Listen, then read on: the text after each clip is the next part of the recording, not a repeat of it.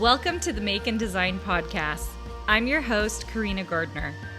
On this podcast, we're unraveling the everyday joys and dilemmas of design, making, and business. For makers who want to be designers and for designers who are makers, this is your inside scoop to help you grow your business and bring more creativity to your life. I know so many of you have been dreaming about creating a surface pattern design business. I know that many of you who are listening here also want to create, other types of business like craft businesses, sublimation, SVG design businesses. But I thought I would get started with talking to surface pattern designers because you guys have a very specific list. I mean, craft designers do as well, that will help get you started. So first of all, some of the things I'm going to go over today are going to be also in our new designer checklist. You can get that from us by going over to Instagram and following me at Carina Gardner. And just in the last post, whatever I've got posted there, if you just put in the comments checklist, we will send you a PDF link to that checklist so that you can have a physical copy that you can print off to find out a little bit more. It's really only 6 points because it's really clear as you're getting started. And I've talked to a lot of new designers who are like, I don't know what to get. I don't know what to do. What software do I need? And so we created this checklist. I didn't want it to be overwhelming. It's really straightforward and it tells you exactly what you need. So I thought I'd go over at least 3 of those things today. And I do want to make sure I have up my notes so that we can talk about them. But I just think that if you can have a few of these things to get started, then it's going to make it so much easier for those of you who are just kind of figuring this whole thing out. Okay, so the number one thing you need to have is the correct tools. And so I feel like I hear so many like classes and coursework, they're saying things like, well, you need to just come take my course. And I'm just like, if you knew the number of times I talked to new designers, I was like, actually, I need you to wait before you come take Design Suite with me or one of my bigger programs with me, because I need to make sure you have the right tools. I really want my designers to be successful, and very often they're working with shoddy tools. So like if you're out in the garden, I'm thinking about gardening because my husband was out weeding our front beds this morning, and he's out there gardening and he's got a spade, and it's like making it really easy to pop up all those weeds. Now, if you've ever weeded before and you haven't had gloves and a spade, it's doable. You can absolutely still weed. It just is harder. Your hands everything's grimier, and believe me, I've done it that way before. But if you just have some gloves and a spade, suddenly it just becomes a lot easier to get up all those weeds. Same thing in design. Yeah, can you have any kind of computer? Yes, you can, absolutely. But what really helps is having a computer with an awful lot of memory in it. I actually ran into this yesterday. I was really frustrated. I was in the middle of taping my new clip art class for Design Suite. Design Suite will have 17 courses by the end of summer. And I was taping this course, and suddenly my computer was like saying it didn't have enough memory, it didn't have enough, this, that, or the other. And I was like, what is going on? This is a newer computer. And I was really frustrated. And I went and got some software. It cleaned my Mac. I did a few different things. I ordered another external drive. And I came to realize it was my external drive that was full, not my computer, which, thank goodness. And if anybody wants to know, my external drive is a 5 terabyte and it was completely full. And I just barely started using it in January. So like every 6 months, I'm having to create a new external drive to keep all of my stuff on. Yeah, it's a little bit crazy, but when you're a designer, memory is everything. And if you've been doing it for a long time, you want to have access to all of your old files, which I do. And when I have access to my old files, it makes it really easy to design the next set of designs because I'm constantly repurposing, which you'll hear me talk about in a design bootcamp, repurposing the things that I have because I want to make sure that I'm designing quickly, okay? So a computer with lots of memory, you guys. It is so key. Many people who come into my Design Suite program, that is the first question they're asking in our community, and our community will, all talk about what computers they have. You guys, we do everything. We do Macs, we do PCs, we do iPads. Like, we mostly just want to make sure you have the right tools in your hands so that you are successful.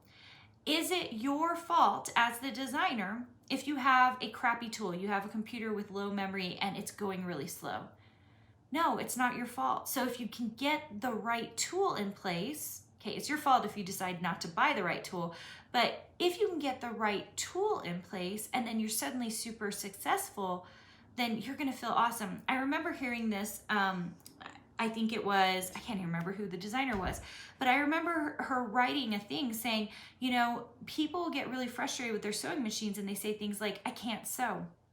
And then you go back and you go, well, what machine are you using? And they look at the machine and the tension is off and everything is just messed up. It's not working. And they're like, you're not a bad sewer. You just have a bad machine. Same thing in design. You aren't a bad designer and you are not a slow designer. It's your machine. So let's get a computer with lots of great memory on it because that'll make a huge difference. Okay, second on my list is the Adobe software. Now, I run into this probably more than any designer just because I'm talking to designers all the time. I mean, we have over 100 people in our Design Suite program. We see hundreds of people come through design boot camps. I'm using chat. I'm usually trying to chat with everybody, getting to know them, seeing what's going on.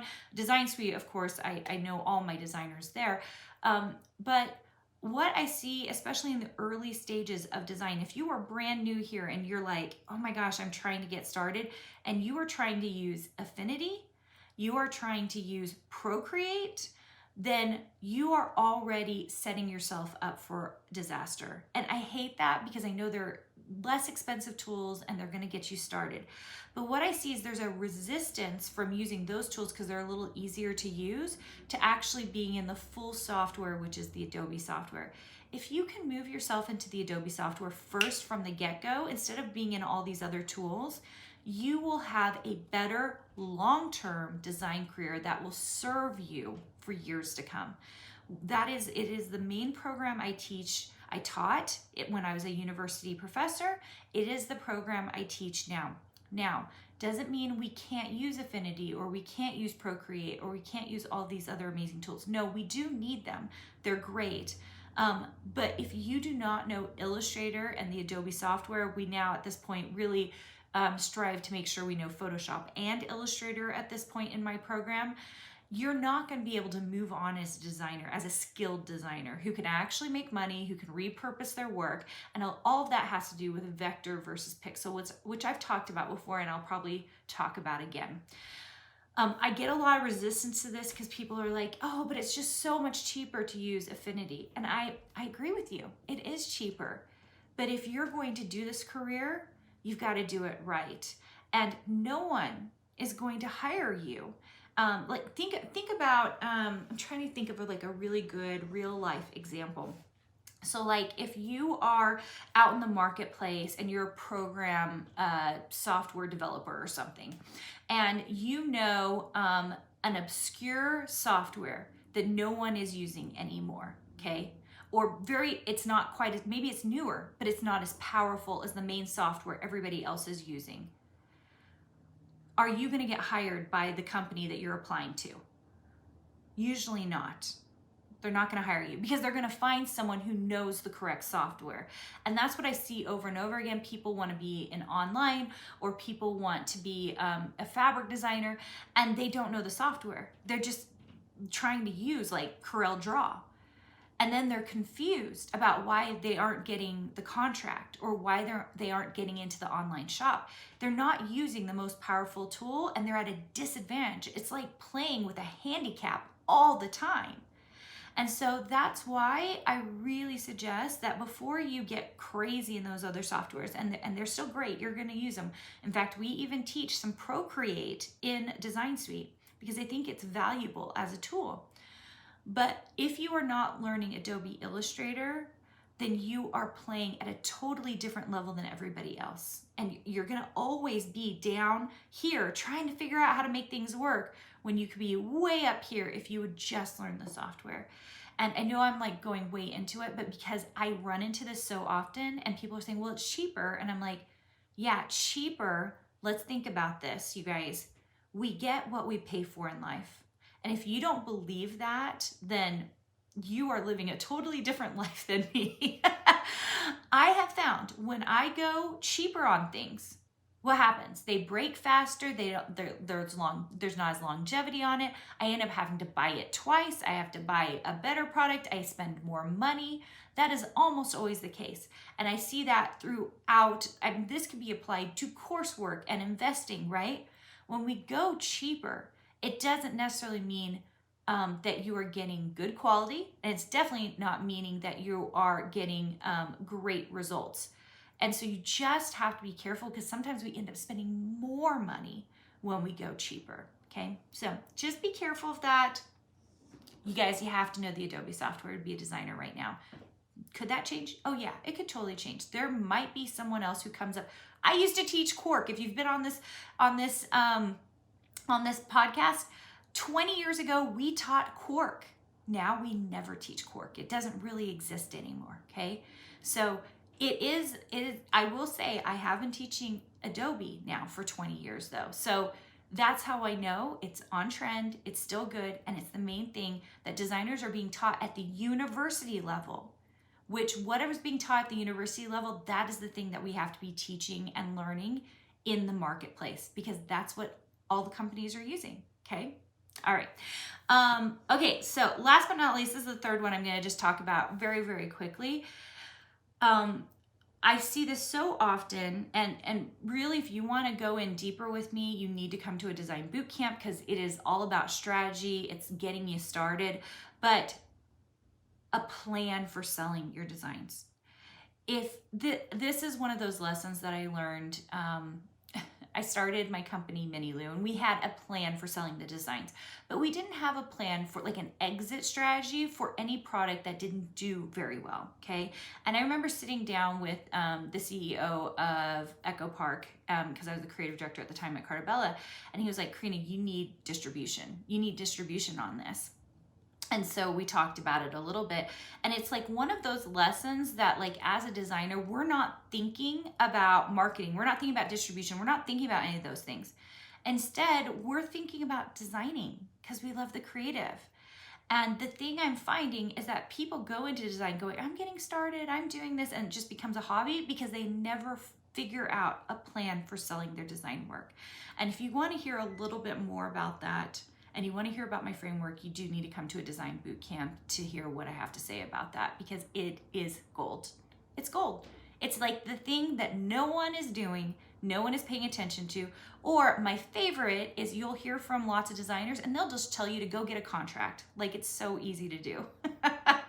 It is not easy to get a contract, you guys. It's just not. And I have done a lot of contracts. I've done fabric contracts. I've done paper contracts. I was a creative director. I had contracts for my brand in paper products, in jewelry, in prints, in dishware. I've done a lot of contracts. Not easy to get contracts. And so you're going to hear me talk a little bit about that because it's a little bit of pie in the sky. And I want designers to go into this thinking and knowing they can make money if they're being smart and strategic about it. If you want the full checklist, and you want to see all the other things that I am talking about in this checklist, just like a one-page PDF to help you get started, and you're a new designer, go to my Instagram feed at Carina Gardner and go ahead and put into whatever the last post is, put checklist. And we will send you this checklist so that you can read more about it. I hope it helps you. I love new designers because for you guys, the whole world, it's just your oyster. There's so much you can do, and it's so fun to start designing, to start building up that portfolio. Hey, did you know that you can visit me at makeanddesign.com to learn more about this podcast and join my VIP group for weekly freebies? I can't wait to see you there.